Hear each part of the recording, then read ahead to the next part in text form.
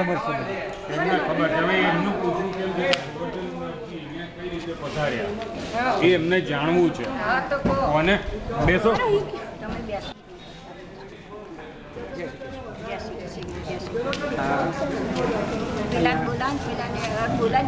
નથી સાંભળવું જીવી છે એની પાસે માહિતી હોય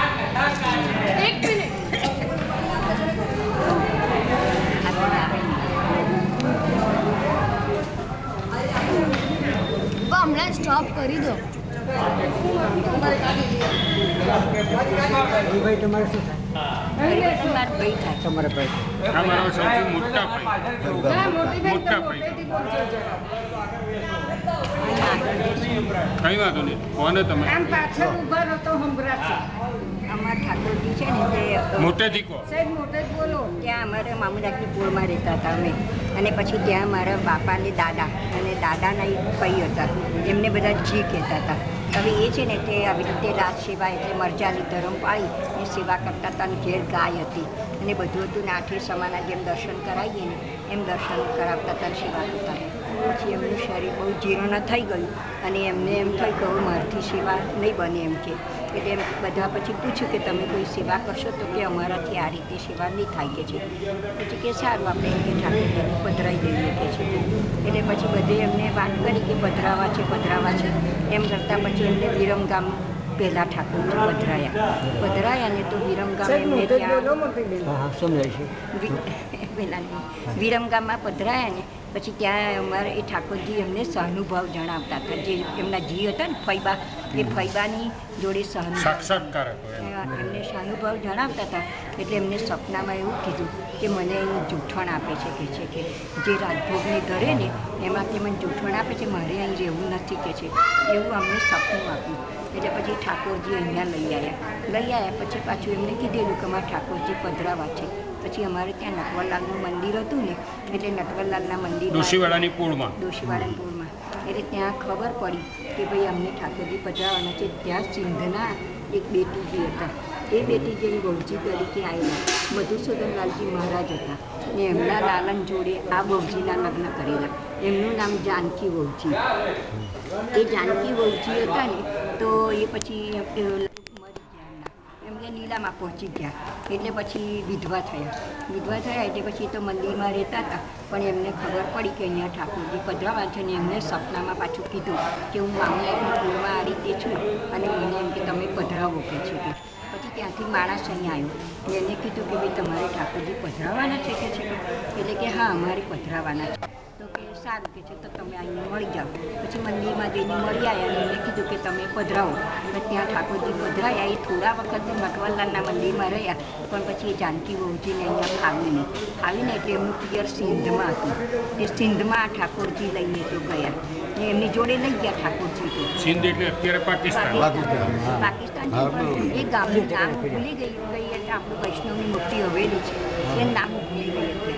ત્યાં આગળ પછી રહ્યા પણ પાછું એમને ત્યાં પિયરમાં ના ફાવ્યું એટલે પછી એ પહેલાં તો વેલડા હતા ને એટલે વેલડું લઈ એ તો નીકળ્યા ઠાકોરજી લઈને થોડાક રૂપિયા પેલા ચાંદીના સિક્કા આવતા હતા ને એ ચાંદીના સિક્કા આટલા એમની જોડે હતા. પછી ગામ ગયા તો વહુજી એટલે એમની પધરામણી તો બધા કરે ભેટ કરે એવું બધું કરે. વૈષ્ણવો એમને તો ગામે ગામ વૈષ્ણવ તો કહે જ ને વેલડું હતું એટલે જાતા ઊભું રહે અને રાખે એમ કરતાં એ છે ને પછી કે બધા કે તમે ક્યાં જશો કે છે એટલે કે હવે અમને જ્યાં ઠાકોરજીને રહેવું હશે ત્યાં જઈશું ઠાકોરજીની ઈચ્છા છે ત્યાં રહીશું કે છે. એમ ફરતા છે અહીંયા આવ્યા ને એટલે અહીં પછી વેલું અહીંથી જવું ચાલ્યું નહીં અહીંયા જ રોકાઈ ગયું. જંગલ હતું કે છે જંગલ નાનું જ મંદિર જંગલ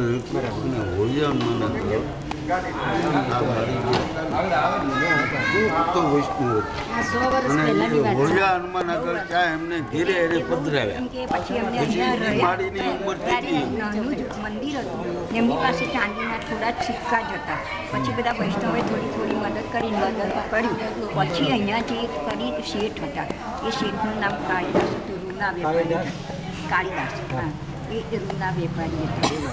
હવે એમાં બહુ વર્ષો થઈ ગયા ને હવે મારા ઠાકોરજી પધરાય પછી કોઈ બહુ અહીંયા આવે નહીં કરે. મારા ઘરમાંથી તો કોઈ ના, મારા બાપા ના આવે, કોઈ ના આવે. ખબર પણ પછી છે એવું બહુ ખબર હતી પણ આવી નહોતા શકતા. પછી અમારી છે નાતની મિટિંગ હતી રાજકોટમાં, તો મારા મામા હતા મુંબઈવાળા હતા, એમની જોડે મારા પાપા ગયા હતા. પછી એમને શી ખબર હૃદયમાં એવી પ્રેરણા થઈ કે ના મારે તો છે ને તે મારે મારા ઠાકોરજીને મળવા જવું છે. મારે મારા ઠાકોર રાજુલા ઉતાર તો શું ધોળા ધોળા ને ધોસા બે જગ્યાએ ગાડીઓ બદલવી પડે અને પછી એની રાજુલા આવવા તો રાજકોટથી કોઈ એમની સાથે ના આવ્યું તો આયા પૂછતા આવી હતા. પછી રસ્તામાં એમને છે ને જ્યાં કાળીદાસ શેઠ હતા ને એ લોકો દ્વારકા જોઈને બધા એમના પરિવાર સાથે આવતા હતા. દરેક ગાડીમાં ચા બનાવવાની એવું બધું બનાવવા દેતા, રસોઈ પણ કરતા. તે રસોઈઓ નોકર લઈને નીકળેલા પરિવાર સાથે. પછી મારા બાપા એ ડબ્બામાં બેઠેલા એટલે પછી પૂછ્યું કાકા તમારે ક્યાં જવું છે? આમ તેમ વાતચીત તો કરી ને ત્યાં તો વૈષ્ણવ લાગે છે, પેલું તિલક બી લે. વૈષ્ણવ તો હતા જ મારા બાપા. એટલે પછી એ કહે છે કે ભાઈ મારે તો રાજુલા જવું છે, ત્યાં જવું છે. કોઈને ત્યાં નહીં કહે છે કે હું તો કોઈને ઓળખતો નથી કહે છે, પણ મારા ઠાકોરજી ત્યાં છે ને કહે છે એટલે મારે જવું છે કહે છે. કયા તમારા ઠાકોરજી કહે છે કે અમારા ઠાકોરજી અમારા ત્યાં તો ચંદ્રગોપાલ નામ હતું કહે છે, પણ અહીંયા કહે છે ગોવર્ધનનાથજી. હા, ગોવર્ધનનાથજી. પછી એ કહે છે મારી આગળ ઇતિહાસ એનો એવો છે કે આ એમને ત્યાંથી આવ્યા અને એક ઊંઝા માજી હતા પૂર્ણ વિષ્ણુ એ આપણા જી ઊંઝા એ ત્યાં અમારા હોળિયા હનુમાન આગળ એનું મકાન છે, આજે છે મકાન. પછી અને ત્યાં એને ઠાકોરજી પધરાયા.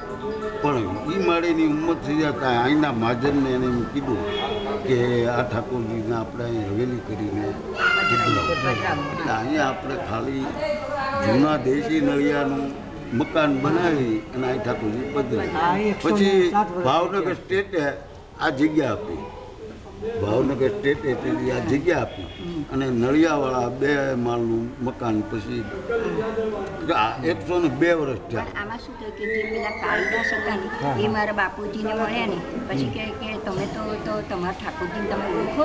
તો કે હા હું ઓળખું મારા ઠાકોરજી. કેટલા વર્ષો થઈ ગયા પણ કેમ ના ઓળખું કે આપણા છોકરા હોય તો કંઈ આપણે ભૂલી શકીએ છીએ. પછી અમને બહુ સારી રીતે રાખ્યા. ગાડીમાં ચા બનાવ, વરસાદ પડતો હતો એટલે પછી અમને ચા બનાવડાવી નોકર પાસે અને પછી તો તમારે અમારે ઘરે જ આવવાનું. અને સવારે હું તમને દર્શન કરાવી પછી રાત્રે કાળીદાસની ત્યાં મારા બાપા રહ્યા અને પછી સવારમાં આવ્યા. પછી કે ચલો હવે તમારા ઠાકોરજી તમે ઓળખી કાઢો કે તમારા ઠાકોરજી કયા છે. પછી એમને કીધું કે આ છે એ મારા ઠાકોરજી છે કે એ બરાબર છે કે છે. પછી એ કાળીદાસને એવું થયેલું કે એમના વેપારમાં બહુ જ એમને ખોટ ગઈ ને એટલી બધી કે ઝેર પીવાનો વખત આવે એવું એમને થઈ ગયું. પણ પછી એટલી બધી એમને ઠાકોરજીને વિનંતી કરી આ ગોવર્ધનનાથજીને તો પછી એમનું બધું સારું થઈ ગયું. એટલે કે એમને એટલી બધી શ્રદ્ધા કે એમને સારા પૈસા વાપર્યા. પછી બધા વૈષ્ણવો પાસે પૈસા ઉઘરાયા, આ મંદિર કર્યું ને કે અત્યારે અમારે મુખ્ય છે ને કે ગોવર્ધનનાથજીની હવેલી અને ગોવર્ધનનાથજી છે 2 કરોડની મિલકત છે એ બધી એમના નામની જ છે અત્યારે. એમ કે આ મદન મોહનજી આજે શામલાલજી બધા પછીના આ ગોવર્ધનનાથજી વિઠોબાજીના દાદા એ પછી આ પધરાયા. પછી અમને વિનુભાઈને આ બધો ઇતિહાસ લખ્યો છે. વિનુભાઈના બાપાએ હરિભાઈ એમને લખેલો છે આ બધો ઇતિહાસ છે ને. પછી મારા બાપાને પછી એમને બધું કહ્યું. પછી મારા બાપાને તો બહુ શ્રદ્ધા થઈ હતી. પછી એમને કીધું કે મારા ઘેર જો છોકરો આવશે ને ના. પછી એમને બગીચાનો બહુ શોખ હતો એટલે પછી બગીચાનો કાયમ માટે એમને મનોરથ નોંધાયું કે મારું મનોરથ કરજો. પછી એક મારો ભાઈ આવ્યા, 7-8 બહેનો ઉપર મારી ભાઈ આવ્યા જાનવર છે ને એ. પછી એમને લઈને અમે આવ્યા, આખું ઘર આવ્યું અને પછી એમને પારણા અને અહીંયા ઉત્સવ બધું કરાવ્યું અને પછી અમે બધાને અહીંયા દર્શન કરવા આવ્યા. એ પછી બીજી વાર મારી પોતાની બા બધા આવી ગયેલા. મારા એક દાદી હતા એ દાદી બધા આવ્યા. પછી બીજી વખતે પાછા અમે બધા મોટર કરી પછી ત્યાં એ પછી પાછા થોડા વખત બધા બંધ થઈ ગયા, કોઈ નહોતું આવ્યું. આ રાજુના ભાઈ સંજીવ છે ને એના ઉપર પાછી ભગવાને એટલી બધી કૃપા કરી કે અમેરિકા હતો એને અમેરિકાથી એમ થયું બસ હું ત્યાં જો ત્યાં. પછી વિનુભાઈએ એમને બધું સમજાવ્યું અને એમ કીધું કે તું કેસરના ઈંડોળા કરાવી, કોઈ કેસરના ઈંડોળા કરાવતું નથી. તું જો અમેરિકાથી કેસર મૂકે તો અમે ઈંડોળા કરાવીએ. તો કે એને કેસરની પેટી લાવ્યો તે પછી અમે 3-4 વખત ઈંડોળા એ પછી તો હું એનો જાણકાર છું તે સુધીનું. કારણ કે હું આ 25 વર્ષથી સંજીવ પછી તો મારો આવવા માંડ્યો. પછી મારી 30 વર્ષની ઉંમરે હું આ બધું આપે અને બધું બદામ લાવી આ લાવી કે બધી કિરણભાઈ આવી ઘર જેવું પછી પછીનું વાતાવરણ કેવું થઈ ગયું ઘર જેવું થઈ ગયું પછી તો બધાને બહુ જ પ્રેમ આપણે પેલા 5 વર્ષ કેમ ઘૂમને આવું તો ભલે આવું નહીં ફોન તો કરું કે રાજુભાઈ કેમ છો ટાઈમ ન હોય એટલે આવું નહીં હું એ તો મને બાપુજીની બે જણા એમ કે તેડવા આવું આવતો મને કેવું તેડવા આવું નહીં તમે સોની છો તમે સોની છો આ સોની છે ગુલાબ આજે ગુલાબબેન છે તે તમે એ વ્યવહાર છે ગંગાદાભાઈ હા ગંગા હા તે તો અમે છે ને ચંપારણમાં જોડે રહ્યા હતા અમે ત્યાં ગુલાબા પેલા ચંપાબેન ને બધા